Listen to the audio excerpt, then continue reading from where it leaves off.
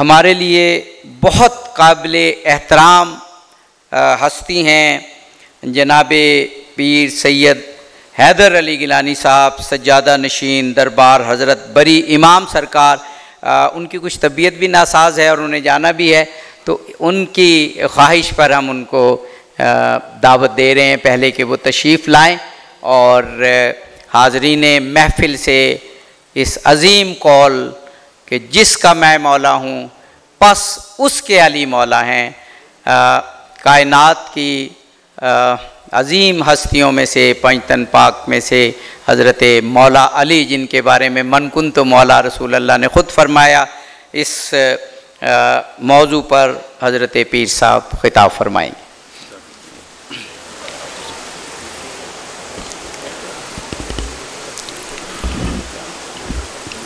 नहमदु व नुसल्ली व नुसल्लिम अला रसूलिल करीम, अम्मा बाद, फ़ाऊज़ु बिल्लाहि मिनश शैतानिर रजीम, बिस्मिल्लाहिर रहमानिर रहीम।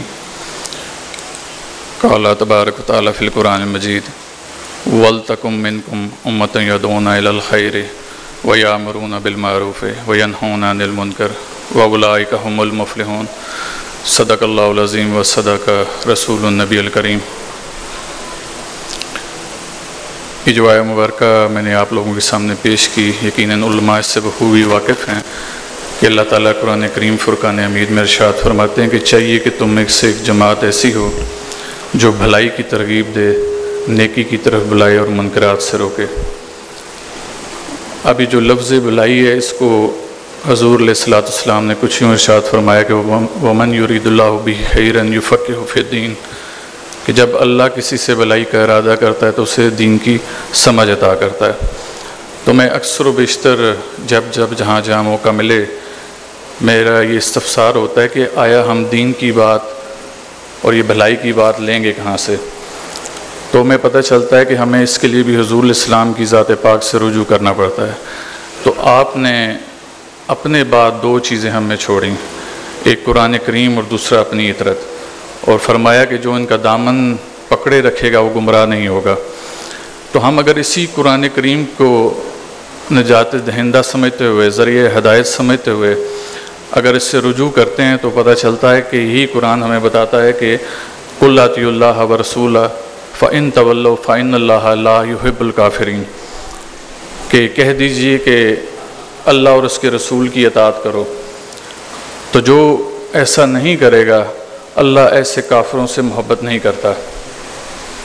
तो ये अल्लाह और उसके रसूल की इताअत हमसे डिमांड करती है कि हम कुरान करीम में मौजूद आया मुबारक अफ़तुमिनूना बिबादिल किताब व तकफ़ुरूना बिबाद पर भी अमल पैरा हों, कि हमने किताब की चंद बातें मान कर चंद से मुनकर नहीं होना, हमने किताब की तमाम बातों को मानना है। अगर हम ऐसा नहीं करेंगे तो हम दुनियावी ज़िंदगी में भी रुसवा होंगे और बरोज़ महशर भी सख्त से सख्त अज़ाब में उठाए जाएंगे। तो चूँकि हम हजूर की अताअत की बात कर रहे हैं, तो हजूर अलैहिस्सलाम का जो पैगाम कोई भी हम तक पहुँचा वो दो तरीके से पहुँचा। एक तो उसके लिए हजूर अलैहिस्सलाम ने अपना कौल पेश किया, और दूसरा आपने किसी बात को हम तक पहुँचाने के लिए अपना फ़ेल पेश किया। लेकिन कुछ मौक़े तारीख़ इस्लाम में ऐसे आए या वो इतनी अहमियत के हामिल थे कि हजूर अलैहिस्सलाम को अपना कौल भी पेश करना पड़ा और अपना फ़ेल भी पेश करना पड़ा। इन्हीं वाक़यात में से एक वाक़या गदीर खुम का है कि जहाँ पर हजूर अलैहिस्सलाम ने 1.25 लाख सहाबा की मौजूदगी में आपने मौला अली सरकार को जब ये वलायत का ताज आपके सर पे पहनाया, आपकी सरदारी का ऐलान किया, तो आपने सिर्फ़ इसको लफ्ज़ों तक मोहित नहीं रखा, बल्कि आपने मन कुंतु मौला फ़हाज़ा अलीयुन मौला फरमाते हुए मौला अली सरकार का हाथ फ़ज़ा में बुलंद किया। और ये इसलिए किया गया कि अगर तो मेरी आवाज़ कहीं तक ना पहुँचे तो कम से कम वो मेरा और मौला अली सरकार का हाथ उठता हुआ देख लें। तो ये अब जो दो तरीके से हजूर इस्लाम ने अपना कौल और फ़ेल हम तक पहुँचाया, अब हम पे हजूर इस्लाम की इत्तबा फ़र्ज़ हो गई। और अगर हम हजूर इस्लाम की इत्तबा नहीं करते और हम इस बहस में पड़ जाते हैं कि लफ्ज़ मौला का मायने दोस्त या किसी और ज़ुमरे में आता है, तो मैं अक्सर व बेशतर ये कहता हूँ कि फिर हमें ये देखना होगा कि हम हजूर इस्लाम को किस कैपेसिटी में लेते हैं। क्या हम हजूर इस्लाम को अपना दोस्त मानते हैं? क्या सहाबा इकराम हुजूर अलैहिस्सलाम को अपना दोस्त मानते थे। तो पता ये चलता है, अगर आप तारीख़ के औराक उल्टा कर देखें तो पता चलेगा कि सहाबा कराम हुजूर अलैहिस्सलाम को अपना आका और मौला मानते थे, अपना सरदार मानते थे। यही उन्हीं का तरीक़ हम भी फॉलो करते हैं। हम भी ये कहते हैं कि हुजूर अलैहिस्सलाम हमारे दोस्त नहीं हैं, वो हमारे दोस्त नहीं हो सकते। मुझे आज इस चंद लोगों के मजमे में बयान करने के लिए इस माइक का सहारा लेना पड़ रहा है, यानी कि मेरी आवाज़ की एक लिमिट है, एक फ्रीक्वेंसी है, इससे आगे मैं नहीं जा सकता। लेकिन आप हुजूर अलैहिस्सलाम की शान का आलम देखिए कि 1.25 लाख का मजमा है और बग़ैर किसी माइक के ऐलान किया जाता है, और कहाँ कहाँ तक आपका ऐलान नहीं सुना जाता। तो पता ये चला कि नबी की हस्ती हम जैसी नहीं है। तो जो हस्ती हम जैसी नहीं है तो इसका मतलब है वो हमारी दोस्त नहीं हो सकती, या हम उसके दोस्त नहीं हो सकते। हाँ, दोस्त को आप मोहब्बत के ज़ुमरे में लेके जाएँ तो वो एक अलग चीज़ है, लेकिन अगर आप दोस्ती से कुछ और साबित करना चाहें तो ये हुजूर की हदीस को चेंज करने के मुतरादिफ हो जाएगा। हमें हुजूर अलैहिस्सलाम की इस हदीस मुबारक आपके इस कौल को उसी मिसदाक में लेना पड़ेगा कि जिस मिसदाक में हुजूर अलैहिस्सलाम ने इसको इरशाद फरमाया। अगर हम ऐसा ना करेंगे तो इस कुरान के हुक्म के मुताबिक अल्लाह ताला फिर हम जैसे लोगों से जो कुफ़र करते हैं, यानी कि रद्द करते हैं, हमने कुफ़र को भी एक बड़ी अजीब टर्म दे दिया। हमने ये फतवे लगाने के लिए लफ्ज़ कुफ़र इस्तेमाल करना शुरू कर दिया, जबकि इसका असल मायने ये है कि अगर कोई शख्स अल्लाह की आयात का रद्द करता है, उनसे मुनकर होता है, तो ऐसे शख्स को भी कुफ़र के ज़ुमरे में बोला जाता है। तो अल्लाह पाक क्या फरमा रहे हैं कि फ़इन्न अल्लाह ला युहिब्बुल काफ़िरीन, अल्लाह ताला ऐसे काफिरों से मोहब्बत नहीं करता। तो अगर हम चाहते हैं कि अल्लाह ताला हमें दायरा मुसलमानी में रखें और हमें आखिर के दिन निजात से भी हम गनार फरमाएँ, तो हमें कुरान को भी देखना पड़ेगा और कुरान लाने वाले को भी देखना पड़ेगा। अगर हमने सिर्फ अपने इल्म को एक हद तक मुहीद रखा और हमने ये कोशिश की कि हम किसी तरह किसी एक ज़ात की बुग़्ज़ में आकर हम उसका मर्तबा और मुकाम नीचे करने की कोशिश करें, तो याद रखिए कि वतुइज़्ज़ु मन तशा वतुज़िल्लु मन तशा, अल्लाह जिसे चाहता है इज़्ज़त देता है और जिसे चाहता है ज़िल्लत देता है। मौला जी सरकार को ये सरदारी का तुरा हुजूर अलैहिस्सलाम के हाथ से मिला और इस तुरे को कोई उनसे खींच नहीं सकता। लफाजी जितनी मर्ज़ी कर ली जाए, लेकिन लफाजी का कोई इसमें अमल दखल नहीं होगा। हमारे पीर हाउस का एक तरीक़ है। आज जो कॉन्फ्रेंस जब मुझे इसका बताया गया, मेरी कुछ तबीयत भी नासाज थी, तो मेरा इरादा नहीं था, मेरी कोशिश है कि पीर अली गिलानी साहब यहाँ पर आ जाएँ, लेकिन मुझे ज़ोर दिया गया कि आप लाजमी इसमें आएँ। तो मैंने जब इसका मौजू देखा तो मुझे मेरी चूँकि वाकफ़ियत जनरल साहब से नहीं थी, लेकिन मुझे ऐसे लगा कि ये जनरल साहब जो शख्स हैं ये इस वाक़े की वाकई असल असास को जानते हैं। उन्होंने इसकी गहराई में जाते हुए गदीर खुम और वहदत उम्मत कॉन्फ्रेंस नाम रखा। तो मैं एक आम सी सादा सी मिसाल देकर आपसे इजाज़त चाहूँगा कि जब हमने किसी प्लेटफॉर्म पे किसी मुल्क को चलाने के लिए, किसी इदारे को चलाने के लिए उसमें वहदत लानी होती है कि सब एक प्लेटफॉर्म पर इकट्ठा हो जाएं, तो हमें वहाँ पर एक शख्स को सरदार बनाना पड़ता है। जैसे हमारे मुल्क का निज़ाम है, यहाँ पर 4 से 5 सूबे हैं, लेकिन एक दारुल खिलाफा बना दिया गया जो उन तमाम सूबों की एक्टिविटीज़ को कोऑर्डिनेट करता है। तो पता ये चला कि आपको इन सब लोगों की एक्टिविटीज़ को कोऑर्डिनेट करने के लिए एक सरदार के रोल में कैपेसिटी चाहिए थी, जिसको आपने दारुल खिलाफा के नाम से तशबीह दे दी। उसका आपने एक वज़ीर आज़म भी बना दिया जो तमाम वज़राए आला की एक्टिविटीज़ को कोऑर्डिनेट करता है। तो यह कुलिया तो आज से 1400 साल पहले हुज़ूर अलैहिस्सलाम ने हमें गदीर खुम के मुकाम पर दे दिया कि आपको पता था कि मेरे बाद उम्मत मुख्तलिफ मसाइल से दो चार रहेगी, तो लिहाजा आपने मन कुन तो मौला हो फ़हाज़ा अली मौला कह के सरदारी का तुरा मौला अली सरकार के हाथ में दे दिया कि अब ये एक सरदार है, उसको फॉलो करना शुरू कर दो तो तुम कभी गुमराह नहीं होगे। और ये सरदारी का जो मैं बार बार लफ्ज़ इस्तेमाल करूँ, ये मैं अपने पास से नहीं कह रहा। अगर आपने फिर सुन्नत फॉलो करनी है तो फिर आपको सहाबा कराम की सुन्नत फॉलो करना होगी। उनसे बेहतरीन जमात तो कोई ना थी, तो फिर मैं क्यों ना हज़रत अबू बकर सिद्दीक़ रज़ी अल्लाह ताला अन्हु पे चला जाऊँ कि जो आप मौला अली सरकार के चेहरे को देखकर इबादत किया करते थे।